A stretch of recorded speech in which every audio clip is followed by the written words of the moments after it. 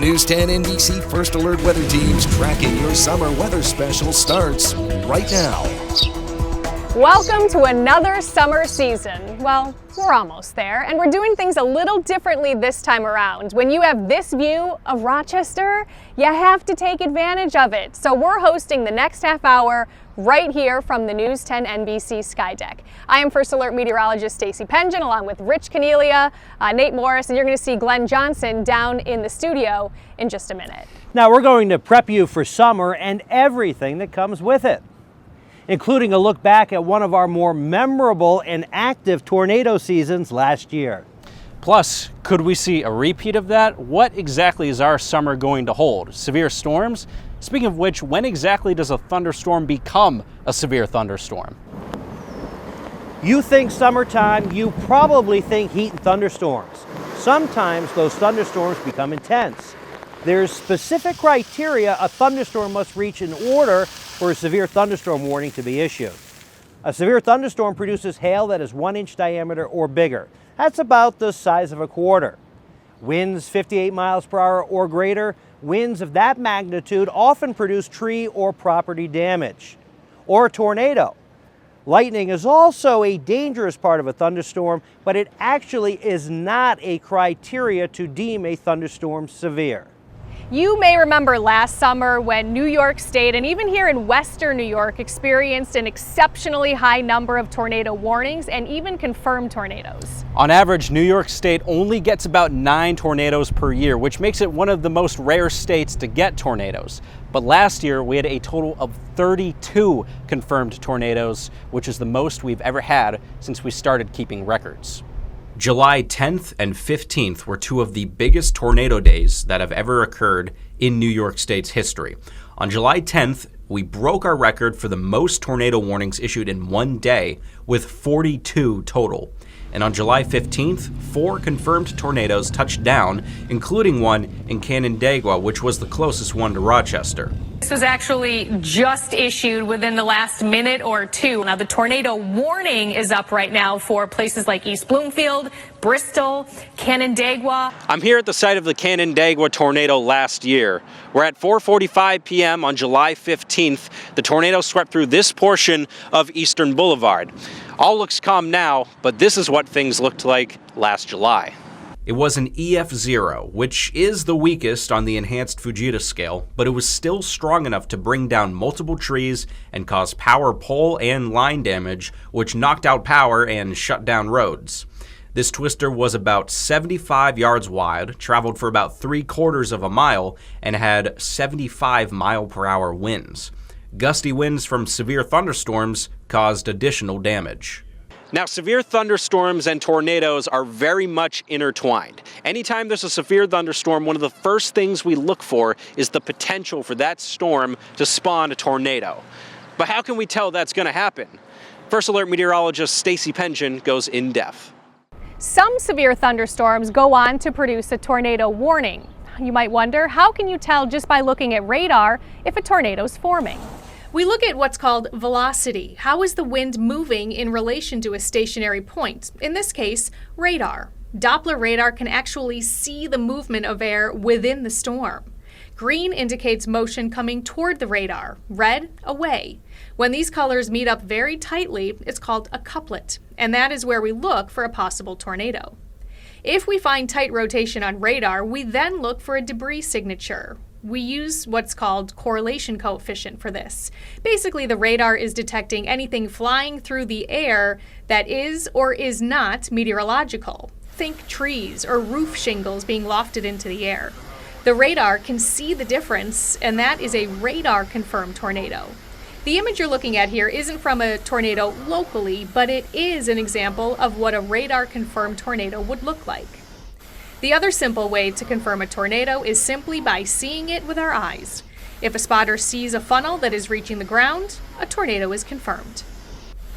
But not every tightly rotating thunderstorm actually produces a tornado. Regardless, we need to take tornado warnings and severe thunderstorm warnings seriously. We have so many ways to alert you to dangerous or severe weather, including our weather app and on TV. If a tornado warning is issued near you, you have to seek safety. But what exactly does that look like? First Alert meteorologist Glenn Johnson goes in depth. It used to be said that tornadoes would not affect a city. No, tornadoes don't care about a skyline. This is a myth. Tornadoes will impact a city. Doesn't matter where you're located, you just got to get to your safe place. It used to be believed that if you were driving in your car and a tornado was approaching, the safest thing you could do was get out of the car and hide underneath one of these bridges. That is a myth. The winds will actually accelerate underneath these bridges. The best thing you can do, get out of your car and get into a low-lying area. You know, in the old days, it used to be said the safest thing to do when you're in your home and a tornado is approaching is to open up the windows and you let the pressure equalize in the home. That is a myth. You keep the windows closed and use that time to get to your safe place. Yeah, so it really comes down to good quality information. That's the kind of thing that's going to keep us safe. Now, let me show you some basic tornado safety rules, especially if you're in your home. You know, it's always those exterior walls that are going to be a problem. So, you know, places like the kitchen, the living room, the garage, the bedroom, probably not a good place to be. You want to get into that interior stairwell, again, mainly on the first floor, a hallway, a closet, maybe the bathroom, and you know the best place to be when we get that kind of severe weather, the basement, because that is taking you down below ground. I want to show you the number of tornadoes that we've had historically in Rochester. Now, this is going back to 1950, so a period of 75 years. And you can see there's really no rhyme or reason to where they may touch down. By my count, it has been about 30 tornadoes. And, you know, even if we don't get a tornado, you want to charge your cell phone. Make sure you have full power for that. Secure the outdoor furniture. Even with a severe thunderstorm, it's going to be a problem. Never touch those down power lines and never drive through any kind of flooded roadways. So obviously, facts are all important when it comes to severe weather. You want to have a plan. What are you going to do when you do get some kind of severe weather rolling your way? And if you do get a tornado warning, you want to take cover. Guys? You hear us talk about it every day, the First Alert Threat Tracker. Coming up, we go in depth on what a yellow or red alert day is and how we prepare you for potentially dangerous weather. Plus, damaging hail isn't all that common here in Western New York, but the last few years have bucked that trend. We'll show you. Before we go to break, a little baseball and weather trivia for you. True or false? A baseball travels farther in warmer air than cold air. The answer right after the break. True or false? A baseball travels farther in warm air than cold air. The answer? True. This is because warm air is less dense than cold air, so there are fewer molecules for the ball to collide with, reducing resistance. Every thunderstorm has a certain amount of concern. After all, a thunderstorm by definition produces lightning, which can be dangerous. But not every summertime thunderstorm requires a yellow or red alert. So how does the threat tracker work, and what criteria leads to an alert day? Our job as meteorologists isn't only to let you know when it's going to rain or storm, but also when the weather could turn dangerous. In fact, that is one of our most important jobs. Now, one way we do this is with our First Alert Threat Tracker. We color code our days based on how we see the threat level in our forecast. A day with the chance for a few strong to severe storms would be a yellow alert. On the other hand, we'll issue a red alert if we see a bigger weather event with a higher impact or threat of danger. A yellow alert. Now, some examples of what a yellow alert day would look like are isolated strong to severe storms that could produce property damage or maybe power outages. Another example could be flash flooding, especially if it happens during peak commute times. Basically, moderate impact weather events. Sometimes in these marginal events, the forecast changes. So we want to encourage you to stay up to date on the forecast and keep checking back in with us. Now, a red alert, on the other hand, is a more serious or potentially dangerous situation. For example, widespread severe thunderstorms with a history of producing major damage and tens of thousands of power outages. Another example would be a tornado warning. These are much higher impact weather events with potentially more serious consequences. Now, any alert day should draw your attention a little more so you can plan farther in advance if bad weather is expected. We all know our weather can vary drastically from one town to another around here, so we can also highlight specific towns or counties if severe weather is expected to only impact certain parts of our area. Another form of severe weather that we can get around here, though not nearly as impressive as in other parts of the country, is hail. But it certainly can do some damage and be costly, as some people saw over the last few years in one Finger Lakes town. Holy crap. You can't even see across the street, it's so bad. The one town in Ontario County was the bullseye of not just one, but two severe hailstorms in just the last few years.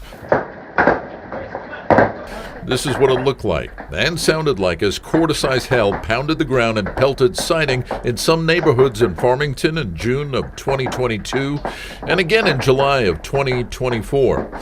It's not often that we get hail that's pushing 2 inches in diameter, but that's exactly what these homeowners had to deal with. Hail forms in updrafts of thunderstorms. The stronger the updraft, the longer it is able to support the hailstone.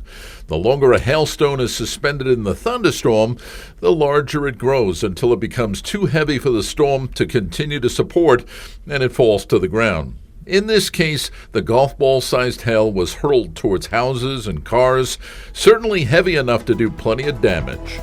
Hurricane season is almost upon us. What could this season hold? And what could the potential impacts on us be? That's coming up after the break. We're all thinking about summer weather, but did you know that we've recorded snow even in the month of May? Now, is the latest date of snowfall A, May 25th, B, May 29th, or C, June 1st?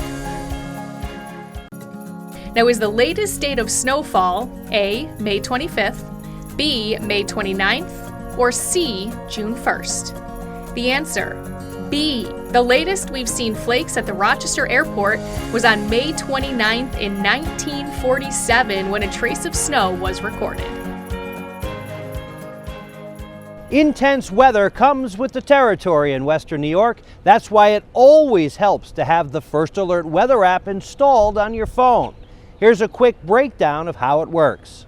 It starts with just finding the app in the Apple App Store or the Google Play Store. It works the same for both. Just type in WHEC weather, it'll come right up.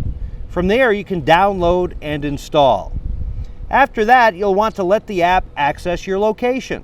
This ensures alerts and updates are tailored exactly to where you are, not just your city or zip code. Then you can set up your weather alerts. Hit the 3 bars in the upper right-hand corner, and then the gear icon, and then weather notification types. You could choose to be alerted for all sorts of stuff. Severe weather, rain and snow alerts, tornadoes. You can even choose to enable tsunami warnings. Probably not a huge risk here in Rochester, but it's there in case you want it. The next thing you'll want to look at is the interactive radar. You can get to it right from the home page. It lets you zoom in to track storms, right down to your street. You can also slide the timeline to watch the weather move. Next, check out the 10-day forecast. It'll help you stay ahead of the game. If you're running errands or planning a weekend trip, this is the section that lets you know what's coming. Did you take a great picture you'd like to share with the team? You'll see the Submit icon in the lower corner of the home screen. Select your picture or video, tell us a little about yourself, then hit Send Now. It's a great way to show us what conditions are like in your neighborhood. You may even see your picture on TV or on social media. Need the big picture? Check out the First Alert Forecast section. Again, right from the home screen to watch video updates. Great for fast-changing weather situations like lake effect snow or thunderstorms. This section is especially helpful because all the information comes directly from the First Alert team. Unlike the pre-installed weather app that comes with most phones, the First Alert weather app is us, local meteorologists who live and work right here in Western New York. We know the weather changes fast here, but with the First Alert weather app, we'll make sure you're never caught off guard. Western New York typically doesn't see much of an impact from hurricanes, but that doesn't mean we don't pay attention to them. Here's how the Atlantic hurricane season is shaping up. Last year, we had a historic hurricane season featuring now infamous storms such as Helene and Milton. Helene produced devastating floods in North Carolina, and Milton broke the record for the strongest Atlantic hurricane in terms of pressure. While we do not expect this year to be as active, we still think it may lean above average. Once a storm becomes a tropical system, it gets a name. This year's list starts with Andrea and includes names like Dexter, Karen, Pablo, and ends with Wendy. If we have a particularly active season with more than 21 named storms, any additional storms would take names from an alternate list. Let's hope that is not necessary. Still, some forecasts are calling for an above-average Atlantic hurricane season this year. For example, Colorado State University is forecasting 17 named storms, 9 hurricanes, and 4 major hurricanes. That's a Category 3 or higher. The 30-year average is 14 named storms, 7 hurricanes, and 3 major hurricanes. Remember, not every named storm actually makes landfall or even impacts the U.S., and as far as any local impact, that usually comes from the remnants of hurricanes making their way into western New York and delivering soaking rain or occasionally severe weather. Before we go, a look at what you can expect during the warmer weather months. Our summer outlook is coming up. Before we go to break, what is the hottest temperature ever recorded at the Rochester Airport? The answer when we get back. What is the hottest temperature ever recorded at the Rochester Airport? The answer, 102 degrees. Rochester hit 102 for 2 consecutive days in 1936. That was on July 8th and July 9th. Here's to hoping we don't come close to that again. I think that's a little excessive even for the big-time summer lovers around here. Now, we are going to look ahead to the summer outlook, but before we do that, we want to back it up just a little bit back to November, when we all put out our snowfall outlooks for the season, and some of us did better than others. Let's take a look. So Glenn's not here. We actually gave him the evening off, at least for this part of it, because he did so well. He almost nailed the snowfall Way to go, projection. Glenn. Woo! Cheers to Glenn. You know, I don't want to gloat or anything, but for a rookie, I wasn't doing too bad at first. You know, I had 75 inches, I was doing great, and then we had those 40-something days in a row with snowfall, and it quickly got away from me. Yeah, and I thought I was a shoo-in when that winter really started to get going. I thought, like, 111, here we come. And then March, are you kidding me? No snow in March? When does that happen around here? If we were playing Price is Right style, I would have won because I didn't go over. But yeah. But you didn't. No, but Glenn was the closest. So we'll just say less than perfect, but that's what we deal with sometimes when looking ahead months in advance. That being said, here's a look at what this summer may look like. In a typical summer, we average about 9 days at 90 degrees or hotter. In our area, 3 days in a row at 90 or hotter is considered a heat wave. Last year, we started summer off strong with a heat wave in June with not 3, but 4 days in a row 90 or hotter. We added 3 more in July and 1 more in August for a total of 8 days at 90 or above. As Nate mentioned earlier, we saw more than our share of severe weather, including several confirmed tornadoes. This summer may appeal to those who love classic summer weather. We may be trending a little warmer than average for the 3-month period. It's hard to say, but perhaps this includes a few more 90-degree days compared to last year. We may also be trending a little wetter than average, according to the Climate Prediction Center for the summer months.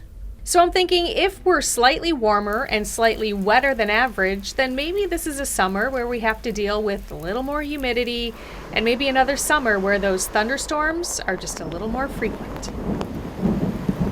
So there you have it. Here's to a warm, sunny, wonderful summer. And on behalf of the News 10 NBC First Alert Weather Team, thanks for watching. And have a great summer.